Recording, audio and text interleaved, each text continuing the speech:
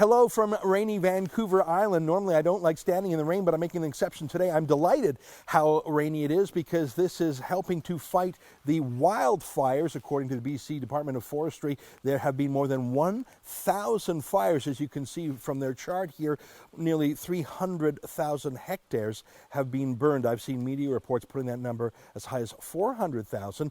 Now that's huge, but it's not even as large as it was last year. But as you can see from this historical chart, there's really no rhyme or reason to it. That's because these forest fires are started not randomly, but by lightning and by campfires. It's not part of some master plan. There are some environmental extremists who have tried to say, oh, it's because of global warming. Yeah, global warming doesn't burn forest fires. Lightning or campfires do, and that's simply what's happened. When I landed in BC a few days ago, you could smell the smoke in the air, and visibility was very limited. This rain is helping to dampen that, and thank goodness for that.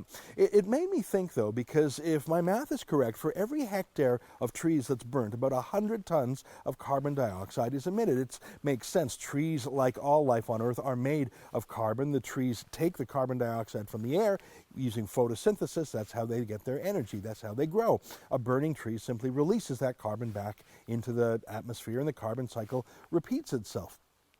But that amount of CO2 that has been emitted just in short weeks is equal to all the carbon dioxide emitted for an entire year by Alberta's oil sands companies. Isn't that incredible? Just accidental fires in BC have emitted as much CO2 as the purposeful industry of the oil sands, which gives wealth and prosperity and oil to so many Canadians. It's incredible, and yet no one is talking about putting sanctions or carbon taxes on BC forestry. Of course not. That would just be ridiculous. And don't get me started on the largest greenhouse gas of all. Of course, water vapor, naturally occurring, is responsible for more global warming than any other element, and thankfully so. Otherwise, Earth would be frozen like, let's say, Mars. Let me get back to my point about CO2. It's not a poison, it's not pollution, it's naturally occurring. Even foresters know that it's important to burn some forests proactively to help regenerate the forest and stop wildfires.